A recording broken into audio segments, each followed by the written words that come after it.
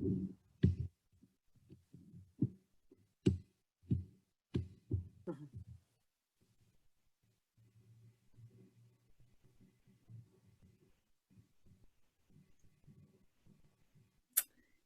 everybody. I am glad that you guys are here with us today. I see Jordan walking around his house. I don't think he can hear us. Oh, yes, he can. We're really pleased to be presenting today on Dressing for Success. Excuse me. So Student Life is presenting this event in conjunction with our Career Coaching and Employer Connections Department, formerly Career Services. So we have Joyce, Ann, and Lorena here today from our CCEC department, and we're going to give them a moment to introduce themselves, say what they do with the college, and then we will get into our presentation. Thanks, Carrie. So yeah, I'm Joyce Baker, and I am a career coach. We also have Ann, and we have Lorena. So Ann is a career experiences specialist, and Lorena is another career coach. So we are part of the CCEC, which is Career Coaching and Employer Connections Department. We're located in Harshman Hall in room 1240. But currently we are all working virtually from home. I think every now and then our executive director, our fearless leader, Joe McMichael, will go into the office. But for the most part, we are all working from home, and we are definitely available. Our services are available for all of our students and our graduates. Career coaching includes career exploration. We have an assessment that we encourage you to take so that you can determine your interests and what would be the best career path for you. We can provide coaching based on those results. We provide resume assistance, developing a resume, developing a cover letter, meeting with employers so that you can determine what might be the best company to work for in your field. And definitely connects our students with employers. She's great for that. She is the Hire Ivy guru as well. So when it comes to uploading your resume to Hire Ivy or looking for a job on Hire Ivy, she's there for that. And I go ahead, Ann, if you want to share anything or talk about what you do, feel free to jump in. Sure. Hey, everyone, and Joyce, thank you for that. Yeah, I'm a career experiences specialist. So I don't know if you guys heard of Hire Ivy or not. Joyce talked about it, but it's more of, you set up your account. It's free for alumni and current students, but there's all types of internships on there that are listed, all types of employers that have their job postings on there as well. And there's like part-time, full-time, anything that, we have on there is posted on there. But if you have any questions or anything, feel free to reach out to me, and I'll put my email in the chat. And then you can email me if you have any questions. But does anyone have questions about anything right now?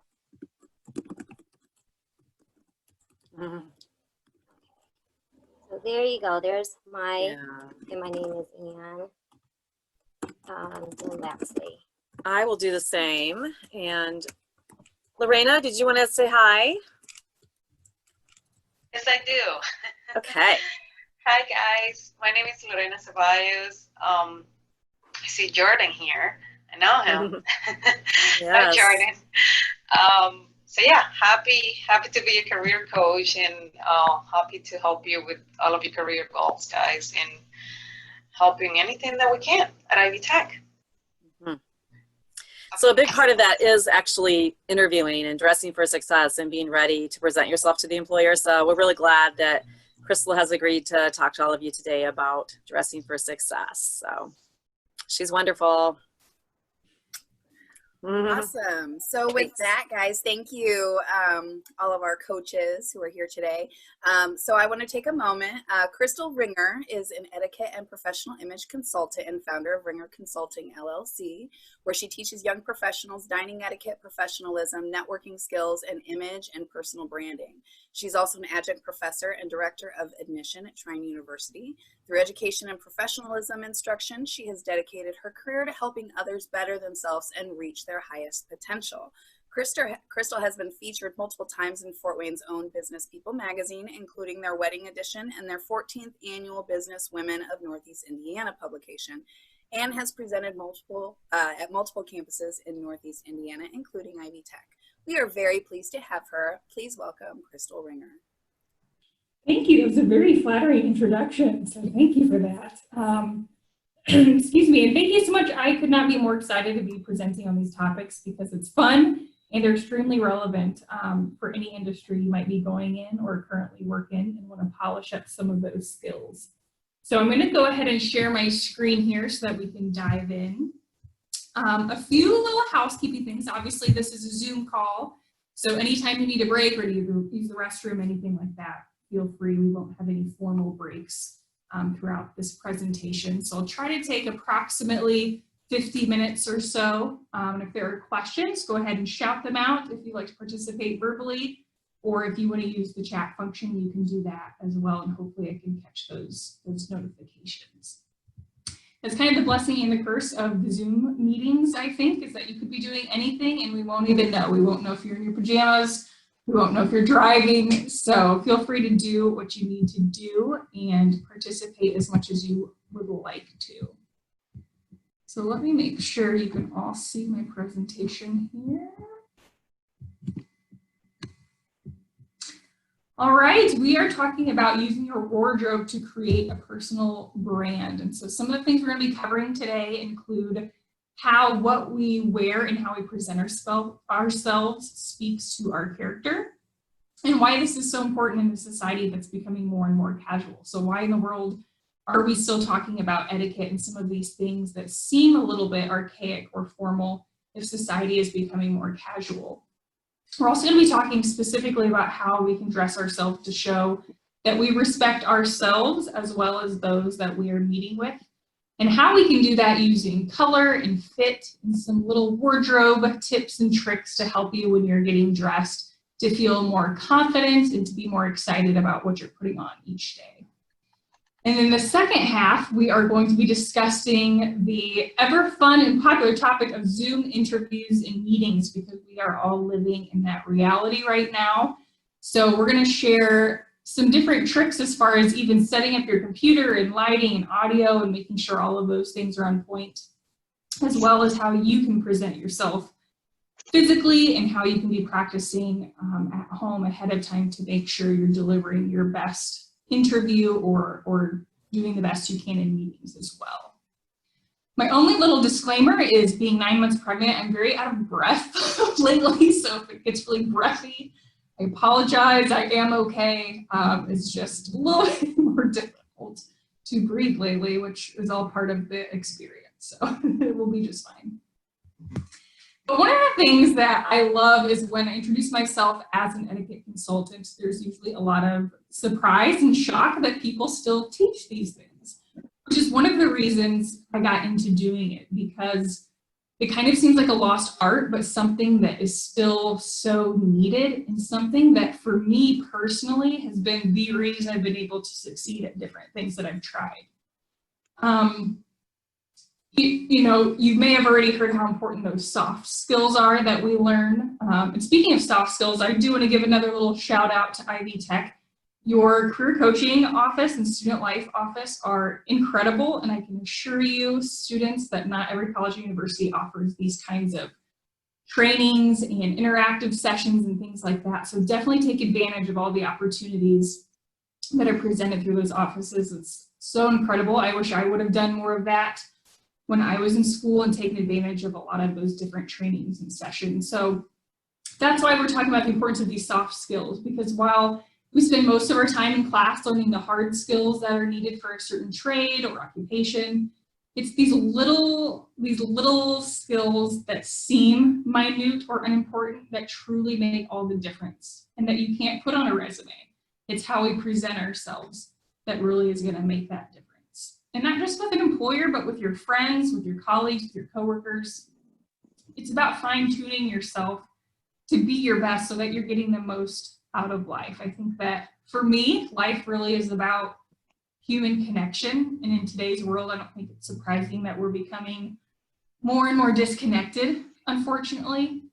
So these are, again, tips and tools to help you better connect and better show respect to those around you, despite our differences. And that includes technology, which is why we're going to be talking about the Zoom piece of things at the end. So a couple examples I like to kick off with when I talk about appearance speaking to character. I was listening to a really great podcast recently where they did a little lab coat experiment with second graders. They had half of the students taking a science exam put on a lab coat, and they had the other half wear their regular clothes, and then they tested their performance. And the students who put on the lab coats did twice as well.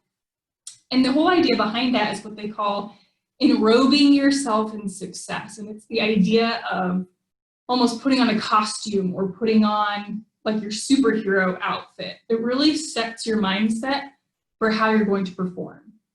For example, you may have heard the importance of not dressing down on a test day.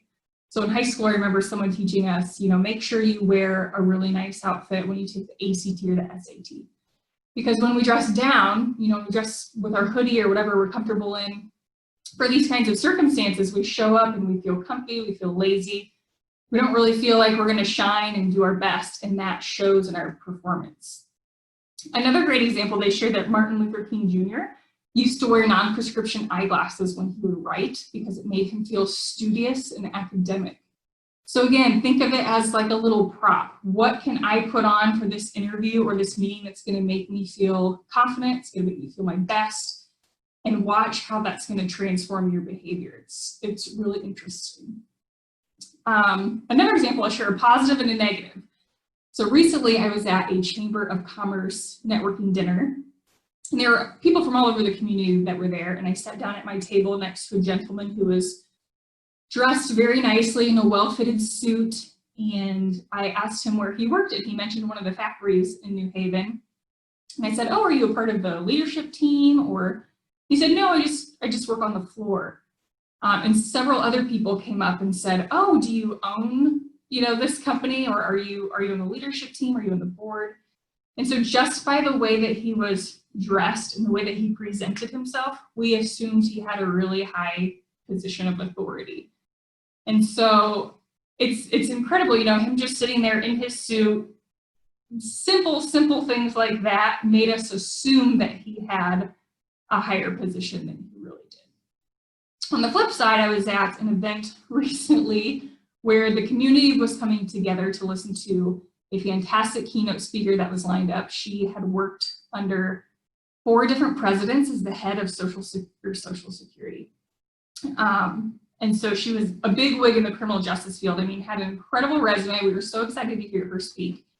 And I was standing by the sign-in table before the event started, and this woman had shown up a little bit late, very disheveled, out of breath, much like I am now.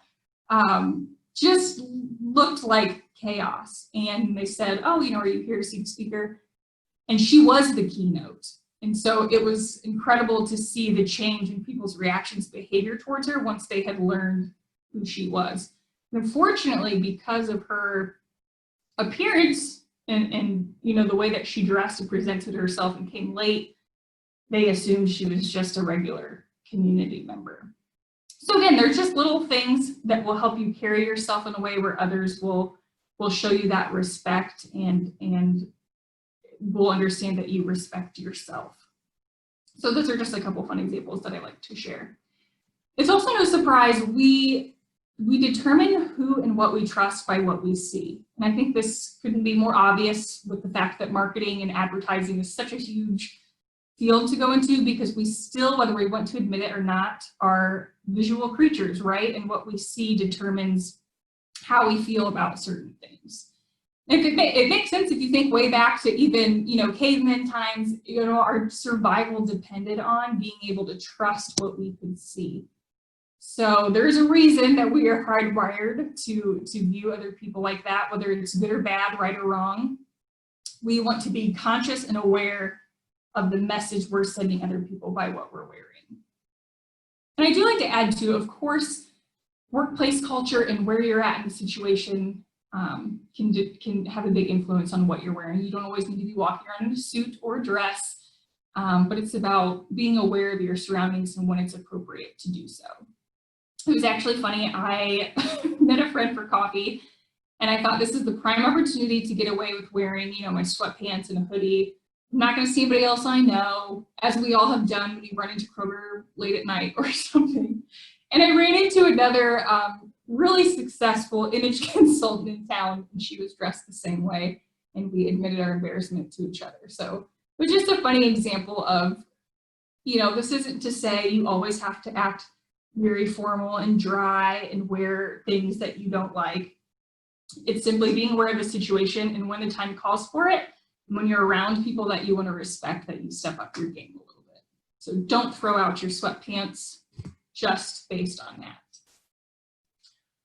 When we dress our best, we feel confident. And I think each of you, if you stop and think about a time or an outfit that you have worn where you have felt amazing, is a prime example of this. When you feel good, you look good, and when you look good, you feel good. It's just the way that you carry yourself. At the same time, if your undergarments don't fit quite right, or your clothing is too tight, and you feel like you're pulling at it all day, it can be really distracting, and you can see that in each other's behavior when you're not really wearing something that makes you feel confident. A funny little anecdote I've heard is never wear something you wouldn't want your ex-significant other to catch you in the grocery store. So you want to be dressed in a way where if you do run into someone, that you wouldn't be embarrassed. Another big one is it really reduces the stress of shopping and getting dressed in the morning and staying in your closet, not knowing what to wear. When you're shopping and you learn the colors and the fit that look best on you, you stop wasting a lot of time trying on stuff that doesn't flatter your figure, colors that don't look right on you. And same thing in the morning. Once you can really reduce your wardrobe to things that you feel great about, then you kind of lose that, oh, I'm sitting in my closet for 15 minutes and I don't know what to wear, and I should wear that because I haven't worn it in a while, but I don't really like it, and that dress is pretty, but it's too tight. And you just really reduce it down to the things that are best on you, and it avoids some of that extra hassle.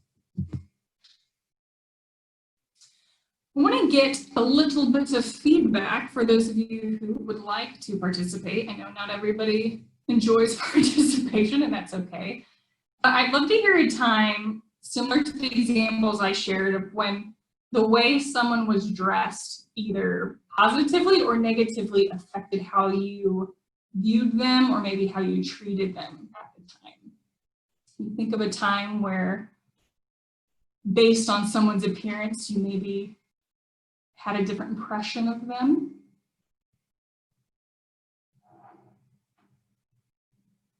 Does anybody have a little story to share? If not, that's okay. You can think it to yourself, because I'm sure there are plenty of times when we have all done that. Okay, I'm going to move on. We're going to have a slide. We're going to be talking about women and men. I think it's very important to point out, obviously today we know that gender is much more fluid than that. And so please don't think this is a women wear dresses and men wear suits type of thing. And simply for categorization, I like to break it up this way because it makes sense by body type. But again, I'm aware anyone can wear any of these things. So please keep that in mind. This is not meant to be exclusive to women only on this slide and men only on the next slide. So let's start with modest is hottest. I love that, that phrase. It makes me laugh. But especially with women's clothing, I understand a lot of it is because of how difficult women's clothing is made now to be cheap. So it could be thin and see-through, and finding garments that are structured really well and cover up the things they need to cover up can be a little bit more difficult. And for me, I remember one of the biggest changes was going from the junior section to the Mrs. section in high school. I always thought the junior section was cool. I'm going to fit in those clothes as long as I possibly can. And I thought the Mrs. section, that's for old people. I don't want to wear them, but that could not be further from the truth. They're simply made to fit different body types, and Mrs. clothing tends to be structured a little bit better. So despite what department you're shopping in, just keep in mind that some garments are going to be more quality and it will be easier to dress modestly, whereas some clothing is meant to fit, you know, a 60-pound-year-old person and may not be the most appropriate option. Two of the best things you can learn about yourself would be what colors look best and then what fit looks best. After this presentation, I encourage you can Google, and there are so many different websites that will help you determine that. And what determines that typically is the contrast between your skin tone and your hair tone. So because I'm fair-skinned and I have dark hair, it's a high contrast, so I'm what's called a winter. It's typically broken up into 4, they call them seasons. There's winter, spring, summer, and autumn. And these websites will generate a quick little color palette, little color swatches that you can take with you in your shopping or in your closet and know exactly what's going to look best on your skin type. So for me, for example, in the same as, I would say at least this first woman with the green top, we look best in jewel tones. So bright blue, emerald green, plum, like the shirt behind me here, things like that. But once you find which colors look best on you, it's going to be a lot easier when you're trying to figure out what to buy. And one little test that's been really great is when you're wearing colors that look on you, typically you will get compliments and people will say things like, wow, Jennifer, you look really good today. As opposed to, wow, Jennifer, I like your shirt. Or Haley, I love your shoes.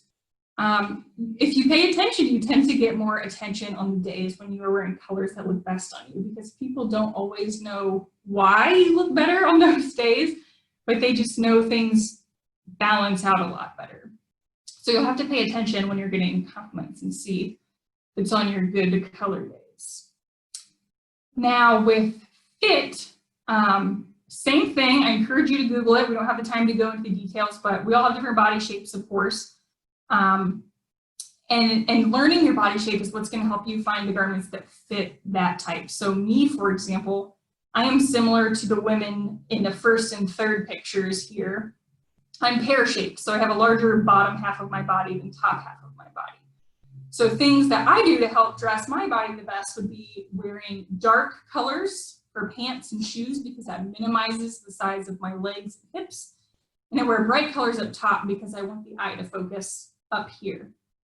Now, if the opposite were true, let's say you are a top-heavy person with smaller legs, then you can wear fun, bold print pattern pants, all those LuLaRoe leggings and such, and you would want to wear something more minimizing and dark up top.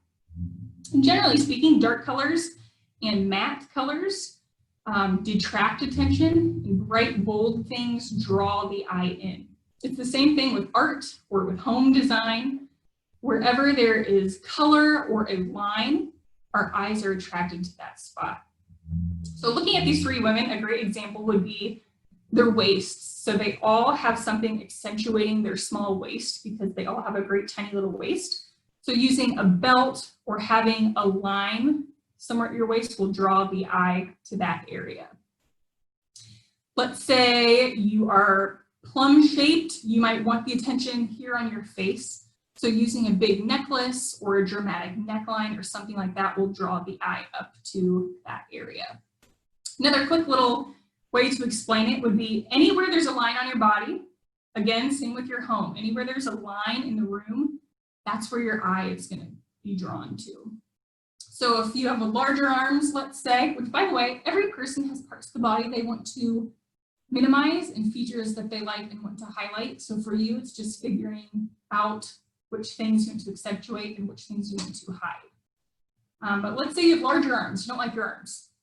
You would want a sleeve that ends somewhere around here because it's the smallest part of your arm. You wouldn't want to wear a capped sleeve because your eye is going to go to the largest part of your arm.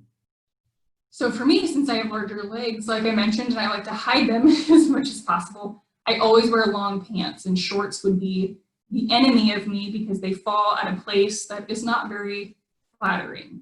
So think about where your garments end. All 3 of the women in these pictures here are a good example of that, of having longer sleeves and pant legs, so your eye is drawn to the smallest parts of them. And again, I always like to add, when you look great, you feel great. And again, think about things that you've worn that make you feel amazing and focus on getting things like that, because I know, at least for me, and I feel like a lot of women too, we like variety, but having 50 things in my closet that aren't that great is not nearly as rewarding as having 10 things that I know I look good in, that are effortless, that I'm not pulling on, that are uncomfortable. So you don't have to spend a lot of money to look great. You just want to be smart when you are choosing things. I want to do a little shout out to the Clothes Mentor. I have no affiliation with them, of course, but it's a great shop in Fort Wayne. If you haven't been there, I think they only sell women's clothing as of now, but I've gotten several really great professional dresses for $10 from there. So don't think you need to live at White House Black Market or anything like that to look great. And I know in the past, Ivy.Take, you've had a relationship with JCPenney. I don't know if you still do that or not, but if you do, that's a really great thing to take advantage of the discount there. Because just having a few great pieces is going to be a lot better than picking up a sale item every day for the next month and then not really loving any of those things. For men, I won't go into this super in detail. You can kind of read some of the fun things on there, but regardless of what business you're in, if you plan on interviewing at all, you want to have a well-fitted suit. The biggest mistakes I think men make are having too large of a suit. So the shoulders are too large, the cuffs come past the wrist where they should, or they bag at the ankles. It's gonna be expensive probably to get one suit, but again, one good suit could last you 10 years. If you feel like all of this is completely confusing and overwhelming and you will never remember it, I would encourage you to ask a sales associate, go to JCPenney or somewhere where you're purchasing a suit. Obviously, it's in their best interest to help you buy something that fits you well, and it's in your best interest too, and they're usually very happy to help. And just say, hi, I have this much to spend. Help me find a suit that fits me really well. And then you can keep that suit for many years, and you don't have to worry about it ever again. Now, obviously, business culture today, there's a lot of business casual and even casual dress that's okay, so I put a couple of examples of those as well. It simply means, even if you wear a t-shirt and jeans, iron your t-shirt, don't wear jeans with holes. Some of those very basic things to make sure you're still looking your best. As far as accessorizing, men, of course, have fewer options, it seems, although today I feel like, you see a lot more like fun colored socks and things like that. So I would say investing in one good watch would be a good investment. And again, this doesn't have to be a $1,000 watch. Walmart sells great watches. I've bought several great watches from Walmart. So just having something like that adds a little pizzazz, shows a little character, and gives you some more creativity when you're getting dressed as well. Any questions so far? Before we jump into Zoom, I want to show you my friend Ivy here. Wink, pun intended. It's just a quick little quiz for you, okay? So this is a tunic top. So for those of you who don't know what that means, it just basically means it's flowier here on the bottom. It's sleeveless, and she's wearing a necklace. So kind of based on the little rules and tricks we just talked about, where do you think your attention would go if a person were wearing this? What kind of body type do you think she has? Or which areas of the body are being accentuated due to this top and this necklace? I'd say the shoulders. Shoulders and neckline. Yeah, me shoulders and too. necklace. Yes, very good, very good. So like we talked about, here's a line on the garment, right? So her eye's gonna go here. So hopefully this person has great shoulders and great arms. They probably have wider hips because attention is flowing out, right? This draws away from the body, so our eye is going to draw away from the hips. And then we have something flashy and blingy up here, as well as the neckline. So here's a line again. This person probably wants attention on their face as well, instead of what else is happening. Now, obviously, this is my shirt, so it's a pear-shaped body, great. However, since I'm not a big fan of my arms, which again, we all have our things that we want to minimize, I just throw a jacket over it. So that way I'm still getting the benefits of attention being here, drawing attention away from what's happening down here, and then with the jacket, your attention's not on the arms as well. It's just a fun little tidbit. You'll have to go through your wardrobe after this and think about what your clothing is drawing attention to. Crystal, I was going to say there are a few comments in the chat. So I don't know if you would like me to read some of them or if you want to take a look or. Let's see, let me pull it up here.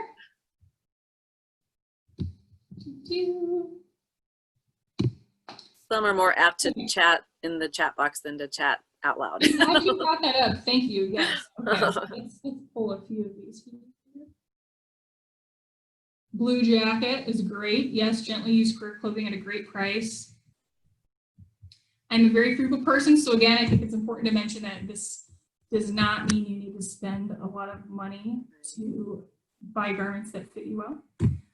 Funny story, a gentleman was buying my grandmother's business. He appeared not so well put together when he walked in to meet her, and my grandma asked if he worked for the mechanic shop tenant. She was so embarrassed. Oh, no. I'm sure we've all done similar things. Yeah. Yeah, it's hard not to make assumptions. Carrie, you're too young to be mistaken for the chancellor. Oh, this is great. Yeah, I was mistaken for the chancellor. This was several years ago before they hired Jira Lee, and it really opened my eyes to the fact that okay, I'm wearing a suit, and that was really all they needed. I think I was the right age, probably too, blonde hair, so they kind of assumed I was her. They had not met her yet. That's very flattering. It was kind of funny. Oh my goodness, that's amazing. Any advice on maternity dress clothes in Fort Wayne? So for myself, again, being very frugal, I decided I was going to buy only 2 maternity items. Now, again, this is because I've been working from home, so I've had the pleasure of wearing very ugly pajamas most of the time. Some of my clothing, like this is not maternity, it's just stretchy and thank goodness gives way to my very large belly. There aren't a ton of places in Fort Wayne to find maternity clothing that I'm aware of. There are a couple of used stores. So there's one called Kid to Kid that has like one rack of clothing, but they typically sell used toys and things like that. And we all know buying any type of clothing online can be kind of tricky. So I got my 2 pieces at Target. I got a pair of pants and I got a very forgiving dress at Target. And that's the only place I'm aware of. And they were maybe $30.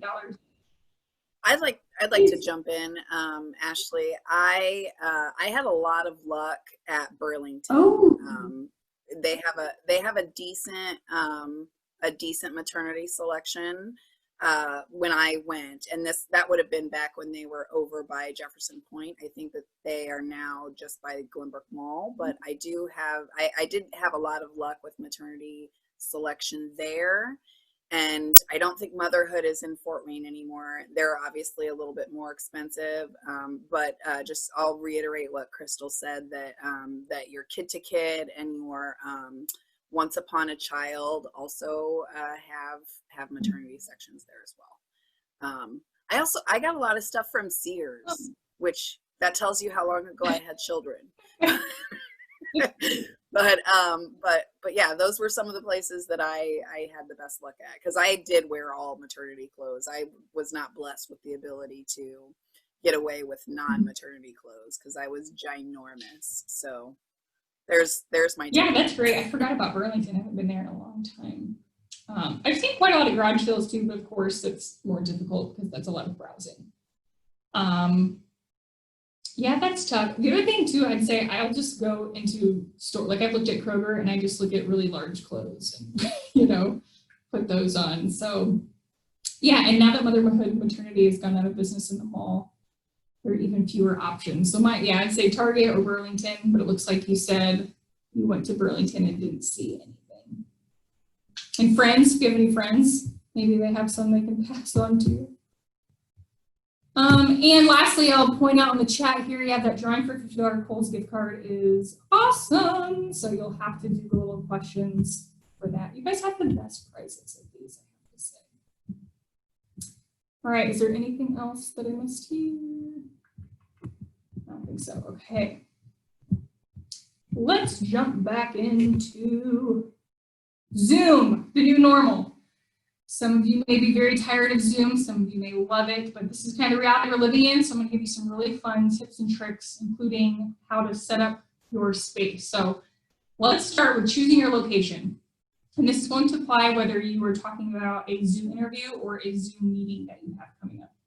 The very first thing you want to do is think about where you're going to do it. So I'm fortunate I have this quiet, empty room here. If you have that in your home, great. If you have a home or if you have a room that can be distraction free, so that means telling each person in your household, hey, Thursday I have an interview at 2, can you take the kids outside? Or can you make sure the cat is not hanging from the drapes behind me while I'm speaking?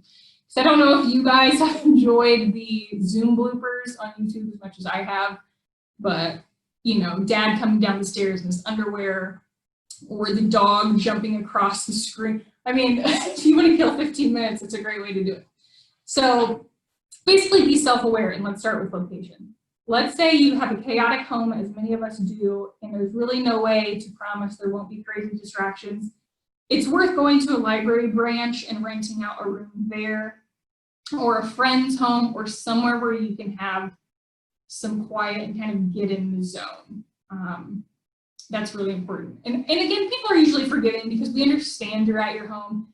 If a cat walks by or something embarrassing, it's not the end of the world, but you of course want to do everything you can to avoid anything that would make you look unprofessional. So think about what room you can use. Another important part of that is lighting. So the best place to film yourself with your computer is across from a natural lighting source.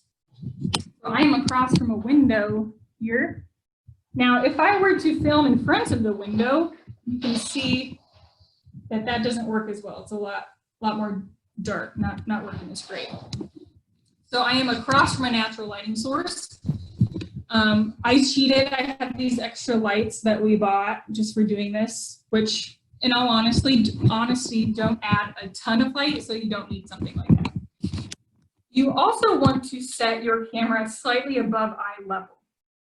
For those of you who've taken a selfie, you know the rules of you look better from below. So as you can see, if my computer were like this, it's just a little less flattering. So I keep my computer on this very technical box and book here, just so that my computer is high enough that you feel like we're close to eye level, and it's a little bit more flattering as well. So if you can find good lighting, you can find a good background, think about what's in the room as well. So typically the less behind you, the better, because it's somewhat of a distraction, but you can be intentional about what's there as well. So like I intentionally put this in the screen so that when your eyes get tired of looking at my face, you have something else to look at.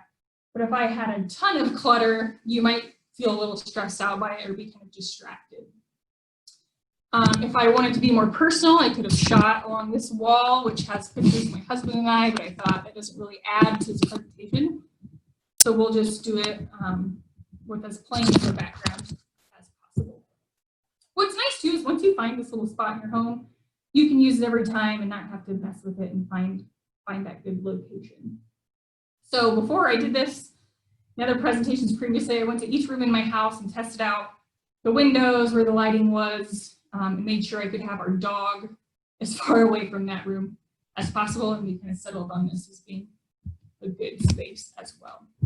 Just think about it like a portrait, like it's almost what I'm wearing, right? Because you see me, but you also see all of this the entire time. So this is an extension of what I'm communicating to you. So for an interview, and I don't know what would be weird or awkward to have behind me, but I don't know, puppet collection. Not that there's anything wrong with puppets, but you'd probably be distracted wondering why those were back there or something else that might be odd. So just be intentional and purposeful about what is around you. And if you feel uncertain, just eliminate it and try to have as plain of a background as possible. Same thing with the sound. Unfortunately, because this is an enclosed room, the acoustics in here are not that great. So that's why I have this little microphone. You certainly do not need to purchase a microphone. But I have the very classy blanket hanging up, and I have several pillows in here just to try to absorb some of that sound so it's a little bit less echoey. For those of you who like to sing in the shower, think of it that way. You know how echoey it is in the bathroom? So the more open of a space you're in, the better the sound quality, and the more closed space you're in, like this room, which is pretty small, the more poor sound quality that you're going to have. Most importantly, as with anything in life, practice makes perfect. So if you have an interview coming up at 2 o'clock, let's say, for example, my husband has a Zoom interview this Thursday at 2 o'clock.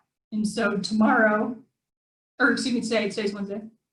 After this, we're going to do a full practice run through. So he's going to put on the exact same clothes that he would. He's going to come right here because this is where he's going to do his interview without the mannequin, of course, because that would be odd. And I'm going to go sit in the car, so I'm not even in the house, so I can see what he looks like. I can hear what he sounds like. The lighting will be the same because it's approximately the same time of day. And I'm going to give him practice questions so that he feels familiar and confident with doing that interview. Now, he has interviewed plenty of times in his life, as many of you probably have too, but it truly always pays off to still practice so that you feel familiar and comfortable with this new weird setup in this setting. My interview tips, Joyce, feel free to chime in here. My 3 best tips when it comes to interviewing in any format, but especially Zoom. Number 1 would be to think and be intentional about your tell me about yourself answer. Interviewers love to start off with this. And if we haven't thought about it ahead of time, what we usually end up doing is saying, oh, my name's Crystal. I grew up in Van Wert, Ohio on a farm, 2 parents, and I have 3 brothers. And then in 2005, I worked at a grocery store. And you just kind of ramble on, you don't really know what to include. So this is your best opportunity to start off right out the gate with a confident, concise answer of why you're applying for this job and why you're the best fit. Don't worry about all those extra details. So if you were to say, Crystal, tell me about yourself. Well, I applied for this job because I have a lot of relevant marketing experience. As soon as I saw the posting, I knew I was going to be the ideal candidate because your company has done all these incredible things in our community, and I know I'm going to be the perfect fit because of X, Y, Z. And I can't wait to share more examples of how I'm going to be a great candidate. So practice what you're going to say, come right out the gate strong like that so they know you are not playing around, you're not here to waste their time. This is the job you really want, and show that you have that passion right off the bat. Second piece of advice would be to practice those situational questions that interviewers love to ask. Tell me about a time when you failed. Tell me about a time when you didn't get along with your boss and how did you handle it? Tell me about a time you worked on a group project and it didn't go to plan. And of course, they don't want to hear about your failures. They're not asking so that you can tell them when you weren't your best. They want to hear the positive spin or what you've learned about it. So, okay, well, when I was a hairdresser formerly, a client came in and I did my best to style her hair like she wanted, and she hated it and she got really upset and she left. I could have ended the story there, but the important part is to share what you've learned or how you changed, what you did to remedy the solution. So you could end it with, I felt so terrible because I take my job really seriously, so I called her and I said, if you come back in, I will do anything to your hair that you want for absolutely free. I'm so sorry, I'm deeply hurt that you didn't like your experience and I want to make it better. So she came in and we became best friends ever since, and she's been my client for 5 years. Something like that. So think of different situations that you might be asked about and how you can put a positive spin to show how you've grown from them or how mature you've become since then. Things like that. And lastly, my third piece of interview advice would be to really think about the questions that you ask at the end. So you always want to have a couple questions prepared, as you probably already know. But rather than the typical, tell me what the next steps in the interview process are, or what are the benefits, I try to use that as an opportunity, my last opportunity since the interview's ending, to be strategic about what I want them to know about me. So for example, when I interviewed with Visit Fort Wayne, I looked up their annual reports. So find out some more information about the company that you can now share. So I looked at their annual reports, and I think it said that the city of Fort Wayne brought in like $55.6 million in revenue in 2016. So I said, well, I looked up your annual report. I found out that you brought in this much revenue. What kind of skills could I bring, and what are you lacking that would prevent you from getting $57 million in sales? So of course, it's just an example, but think of a way you can show that I'm going above and beyond because I want to work for you specifically, and how can I be the best person for your team? It doesn't have to be that kind of question even, but I would say take that opportunity to ask questions that will really help you stand out. Another one I like to ask, even though it's kind of simple, is how did you get into this field, or what's made you stay at this company for 5 years? Because then people talk about themselves, and people's favorite thing to do is to talk about themselves, which that's a great key. Anytime you're meeting somebody new, to ask them questions, because one, it gets the pressure off of you, but two, it builds rapport. You know, when we get to reflect on ourselves and talk about things that we like, it makes us feel closer to the person that's asking them. And it makes it feel like we have a more intimate relationship that way. So those are my little interview tidbits. Another thing you can do is when you're practicing this interview is to record it, which is very painful. I recorded myself talking about this stuff yesterday, and it was very painful to watch, but I noticed, I think I'm still doing some of the weird gestures, but you know, the little things I normally wouldn't notice, like, oh, I keep slapping my legs, or, you know, I keep saying too frequently. A lot of those little nuances you won't catch if you're not recording yourself. So again, it's just better to practice them in advance. Lastly, when we're talking about Zoom meetings, let's go over just a couple etiquette things here, because I have witnessed so many interesting things happen. Oh my gosh, I'm so sorry. Really quickly, we're gonna backtrack. We have to talk about how to dress for this interview. I recently taught a class for Trine where we talk about interviewing, and I had students for extra credit submit themselves speaking about why they would be a good fit for a position via video. And 3 of the 4 students who submitted a video were not dressed for an interview, unfortunately. So if I were truly looking at hiring them, I would not have considered them. Generally speaking, you want to wear exactly what you would wear to a regular interview. We all know you can kind of get away with not dressing up from the waist down. You don't have to. I would still recommend it because 1, again, you're putting on that persona of a put together outfit and you want to feel really great. 2, you never know, there could be a fire, there could be something you have to get up and go do, and if you get up and you're wearing Scooby-Doo pajama bottoms underneath your blazer, you're gonna look very silly. And I will confess to all of you, this kind of happened to me recently. I was on a Zoom meeting for Trine, and I had a blazer on with sweatpants, and somebody says, "Show us your baby bump." And I was like, no, that's no. And so then I like stood up, and they could all see those wearing sweatpants. So you don't want that to happen.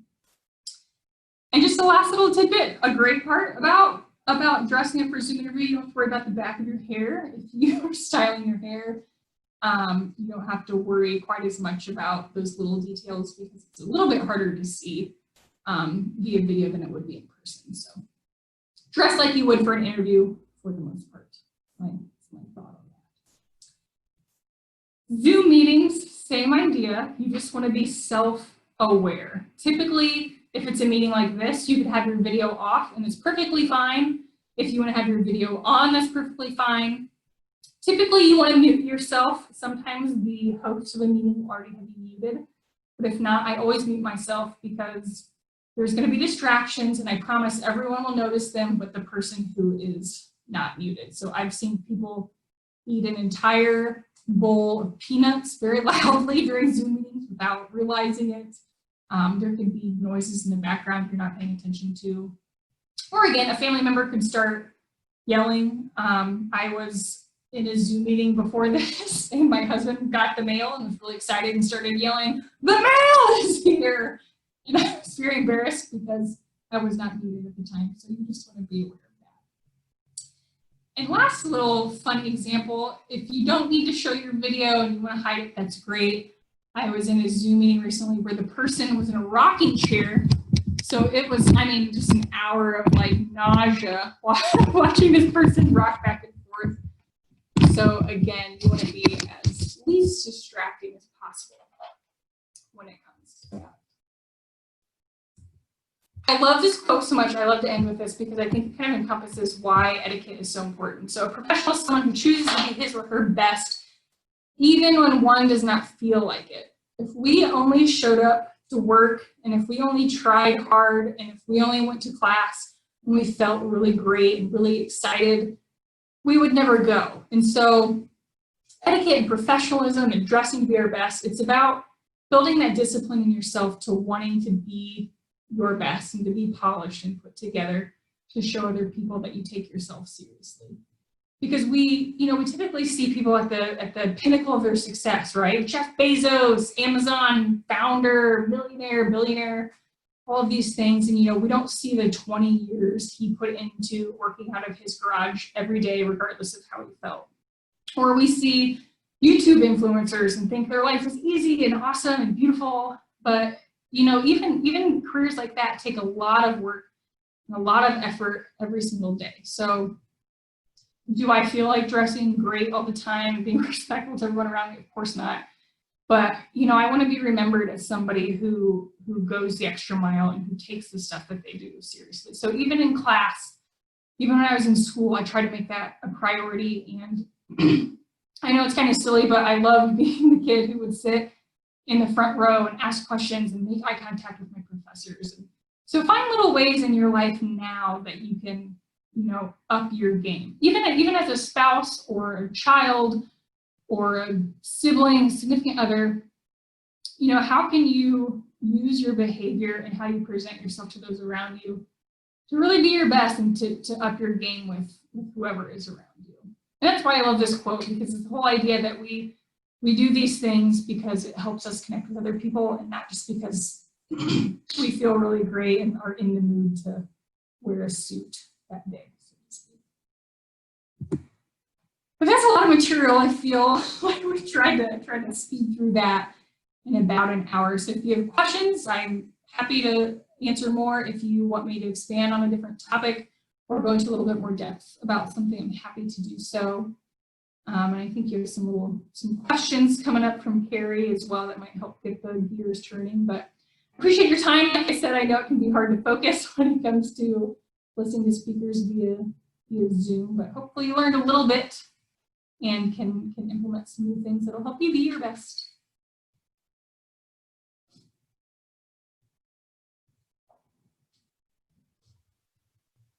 Great. While we still have Crystal, does anybody have any questions that they would like to ask Crystal while she's on with us, or any of our career coaches from our Career Coaching and Employer Connections department?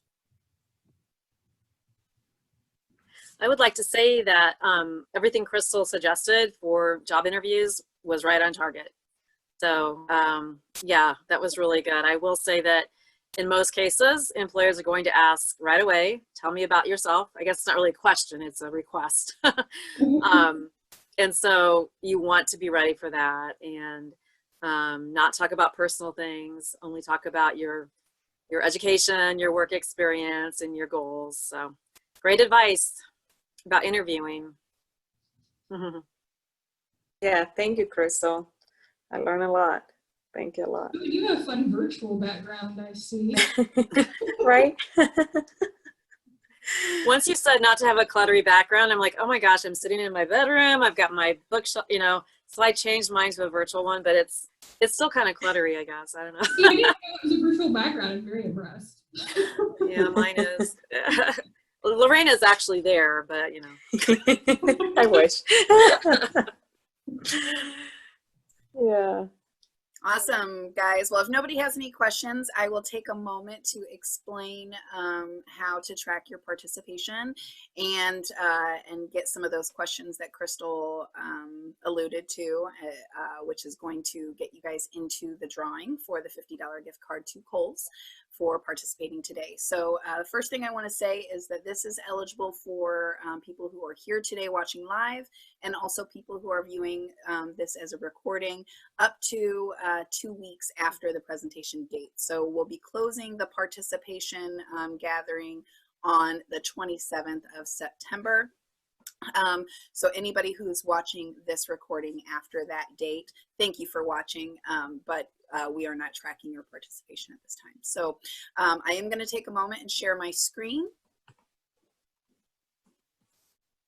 Everybody see that code? It's a QR code on the screen. Everybody see that? Give me a thumbs up. Yep. Awesome. Okay, so so all that we need to do then in order to track our participation is grab your phone and take a picture of this link. So taking a picture of this link will actually should pull up a little link on your phone, And once you click that link, then it will take you to our Ivy Life page and say, thanks for logging your participation. If for some reason that doesn't work, you might have to pull up a QR code reader on your phone. And if all of that doesn't work, then there is a link listed at the bottom. There is link.ivytech.edu/join, capital D4S. You can type that directly into your web browser to do the same thing. You only need to do that once. It's only going to track your participation once. And once tracking your participation is tracked, then basically what that's going to do is it's going to generate an automatic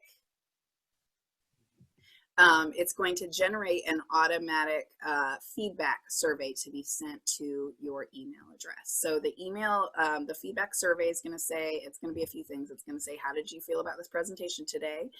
It's going to collect some of your information, like your name and your email address, just in case you are the winner. And then it's going to ask you some questions about today's presentation that we hope that you are able to answer honestly. They're not required questions, but it does help us to gauge what kind of learning has taken place today. So we do hope that you're able to answer those questions. That feedback survey, what I have noticed is that sometimes it does go to people's clutter or their spam.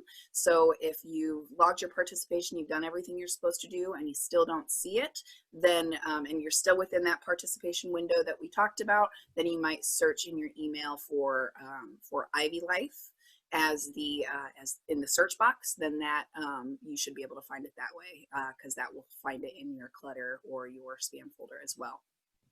Ashley, you said on your Zoom call, if you are on your phone right now, you can go ahead and type the website directly, and I will go ahead and drop it in the chat box as well, so that you can have that. Let me see if I can drop that.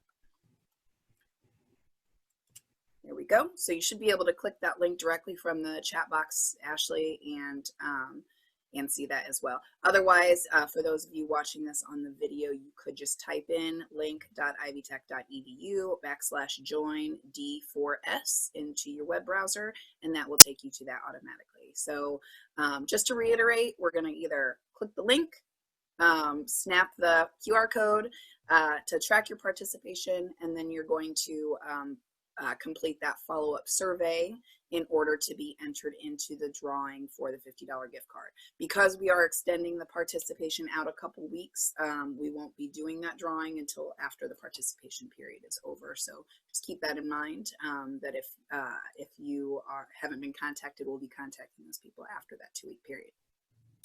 Any questions about that? Wonderful. Okay.